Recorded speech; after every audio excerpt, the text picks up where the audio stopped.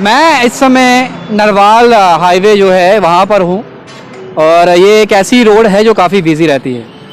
आप लोगों को बताना चाहूँगा कि इस रोड पर फ्रूट मंडी, सब्जी मंडी के साथ साथ ट्रांसपोर्ट नगर की जो रोड है वो भी कनेक्टेड होती है और यही रोड जो है वो सीधी आगे जो है वो मेन रोड से लिंक होती है। फिर वहाँ से नेशनल हाईवे जो है उसकी शुरुआत होती है, जो हमारा श्रीनगर और कुंजवानी बाईपास जो है वहाँ जाके कनेक्ट होता है। लेकिन पिछले कुछ सालों की अगर बात करें, कुछ महीनों की बात करें, तो इस रोड की काफ़ी खस्ता हालत जो है वो सामने नज़र आ रही है। बड़े बड़े खड्डे हैं, धूल मिट्टी काफ़ी उड़ती है। लोग यहाँ पे जो दुकानें कर रहे हैं, मैं तो उनको सल्यूट करूँगा कि इतनी धूल के अंदर वो किस तरीके से सर्वाइव यहाँ कर पा रहे हैं। मेरा तो यहाँ खड़े होकर आप लोगों को ये रिपोर्ट दिखाना भी जो है वो परेशानी का सबब बन गया है, क्योंकि यहाँ पर इतनी डस्ट है। मैं चाहूँगा मेरे सहयोगी जो है थोड़ा कैमरा को जो है वो दिखाएं किस तरीके की यहाँ पर वन साइडेड अभी फ़िलहाल ट्रैफिक मूवमेंट जो है वो एक तरफा है, क्योंकि आगे कुछ दूर जो है वो काम चल रहा है, लेकिन काम भी जो है बड़ी सुस्ती हालत में चल रहा है।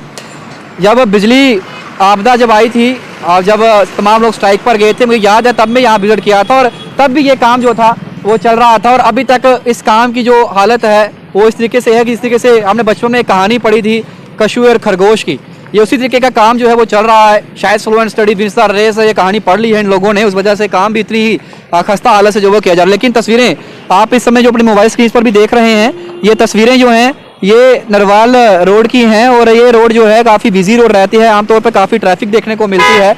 लेकिन आज की अगर बात करें तो इस रोड को लोग अवॉइड करते हैं। क्यों? क्योंकि इस लोग से लोग आना प्रेफर नहीं करते। एक तो ये एक तरफा रोड हो चुका है, वन साइडेड ट्रैफिक है।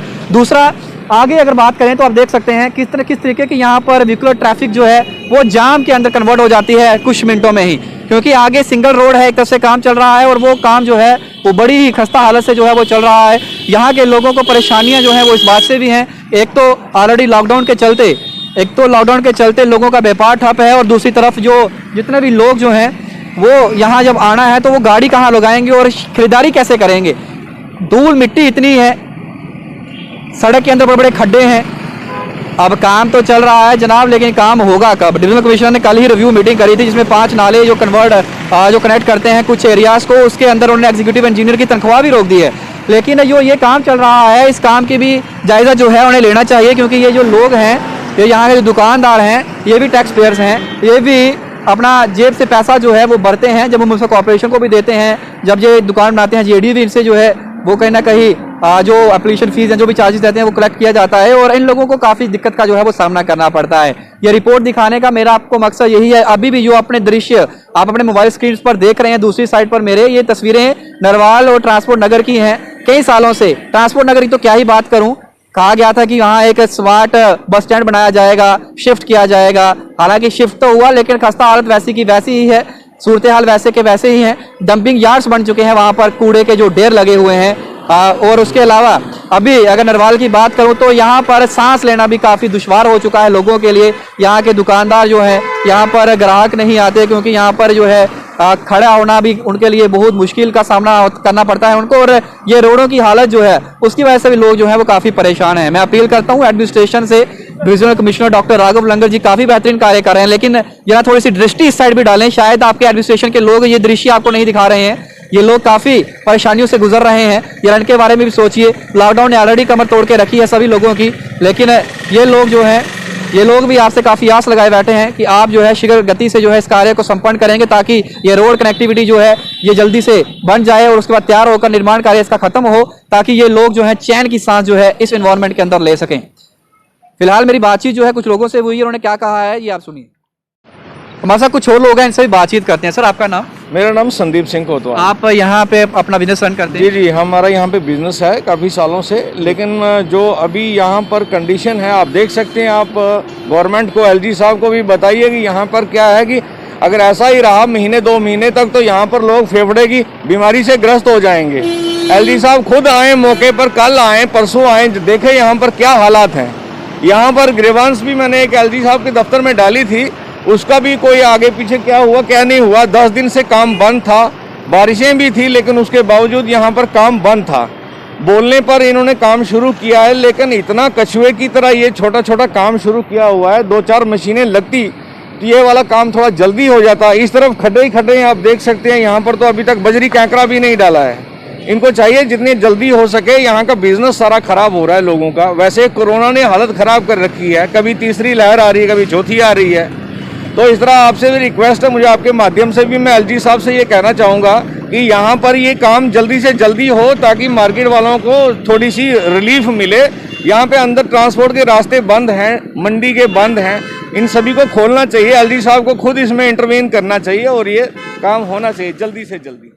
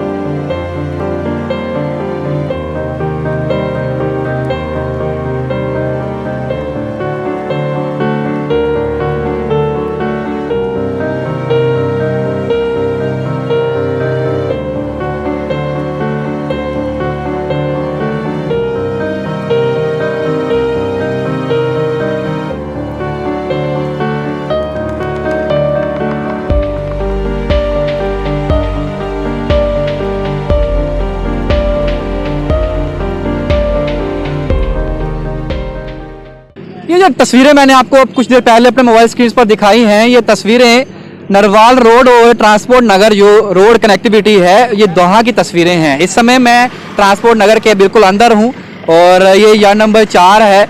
यहाँ अगर बात करूँ तो उनके प्रधान भी मेरे साथ हैं, उनसे भी बातचीत करूँगा, क्योंकि एक तरफ तो कोरोना है, कहा यह जा रहा है कि अपना ध्यान रखिए, 2 गज की दूरी, ये वायरस इस तरीके से फैलता है वैसे फैलता है, और दूसरी तरफ रोडों की हालत भी दिखाऊंगा और यहाँ पे जो कूड़ा कचरा पड़ा हुआ है वो तस्वीरें भी आप देख सकते हैं। मैं चाहूँगा मेरे सहयोगी जो है वो दिखाएं ज़रा।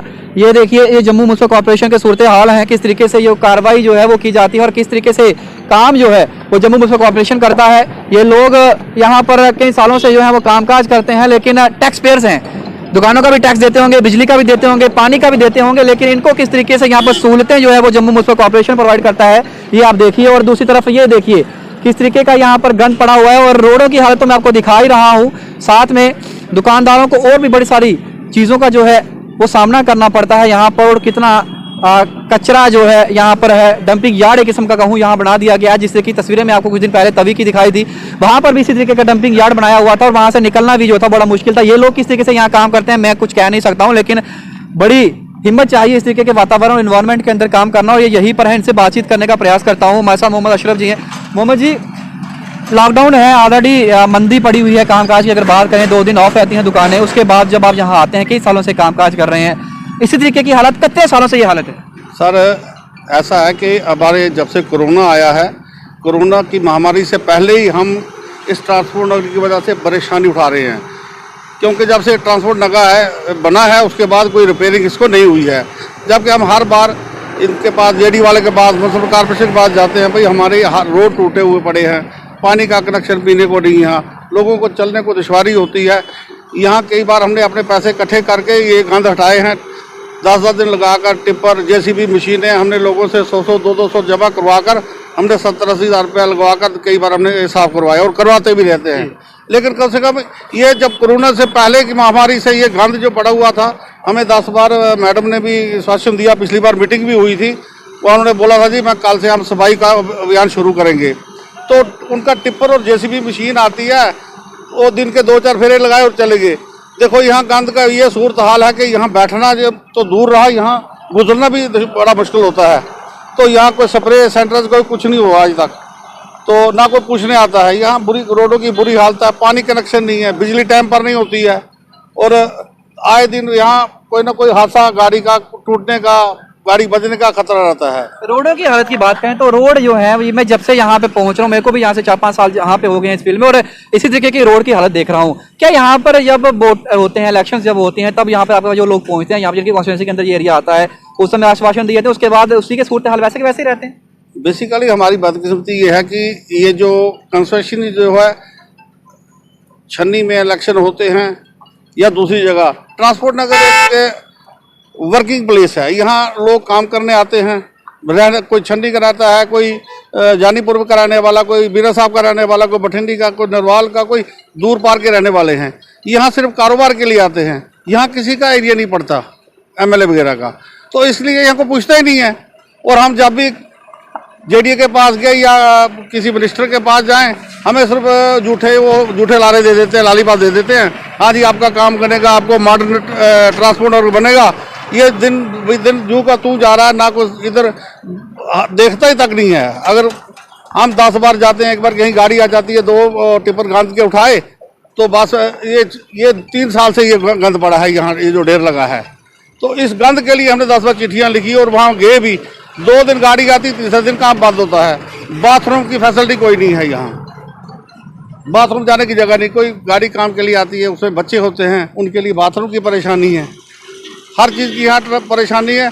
अब हम लोगों ने ये तय किया कि हम फिर एक बार खुद अपनी जेबों से पैसे निकाल कर यहाँ ट्रांसपोर्ट को ये सफाई करवाएंगे। चलिए सर, बहुत बहुत शुक्रिया आपका समय देने के लिए। ये हमारे साथ मोहम्मद अशरफ जी थे, क्योंकि मैं आज जब यहाँ से कई बार निकला हूँ और मैंने ये सोचा कि ये खबर आप तक तो पहुँचाऊँ, क्योंकि ट्रांसपोर्ट नगर की बात की गई थी कि शिफ्ट किया जाएगा बस स्टैंड को जहाँ पर। उसके बाद नरवाल एक बिजी मार्केट रहता है, बिजी रोड रहता है, वहाँ पर फ्रूट मंडी है, सब्जी मंडी है, वहाँ का एरिया भी काफ़ी जो है वो ट्रैफिक में बड़ा रहता है, लोग वहाँ पर आवाजाही लोगों की लगा रहती है। लेकिन वहाँ पर भी सूरत हाल रोड के किस तरीके के हैं वो आपने देखे अपनी तस्वीरों में, और अब ट्रांसपोर्ट नगर की तस्वीर में दिखा रहा हूँ। यहाँ पर भी लोगों को कितना परेशानियों का सामना करना पड़ता है। डंपिंग यार्ड्स बन चुके हैं, यहाँ पर कूड़े के जो ढेर लगे हुए हैं, और एक बार फिर से इन लोगों ने एक बार पहले भी अपने जेब से पैसा खर्च करके इसकी सफाई करवाई थी, और एक बार फिर से अब ये सोचा है कि अपने पैसे इकट्ठा करेंगे, खुद से कंट्रीब्यूशन करके हम इसको जो है, इस गंद को यहाँ से हटाने का जो है वो बीड़ा हम अपने सर पर लेंगे, क्योंकि जम्मू मुल्क कॉर्पोरेशन तो गहरी मुद्रा में सोया हुआ है।